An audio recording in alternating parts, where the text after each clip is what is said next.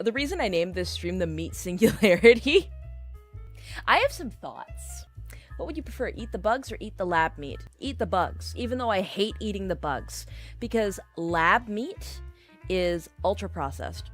And I don't care how much they can say until their face turns blue that it's chemically identical to regular organically grown meat. I'm not buying that shit. Over and over again, time and time again, we're seeing that ultra processed food that's born from chemicals is just giving people fancy new cancers. Like, there's a reason why, like, there's a massive uptick in everything under the sun. Hold on. Lab-grown synthetic food meat. Oh my god.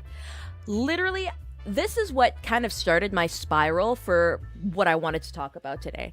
Because on my feed, a video from 2020 hit. And it was this video of like a 3D printer like shitting out a fake steak.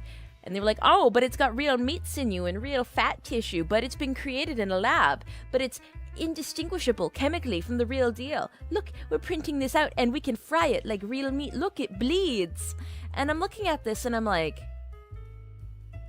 look, I'm all for advancements in humanity, but there's something so entirely unwholesome about this technology. There's something so entirely not proper about this technology, especially with all of the red flags going on for every other highly processed food out there at the moment.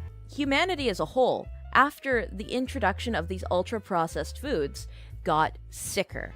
Our diseases, even though we live in a medically advanced time, our diseases ended up not going away. They just evolved, became different, and we got inflicted with other things brought on by this subpar sustenance.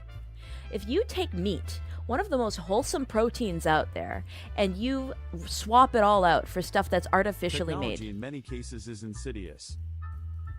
Yeah, you're right.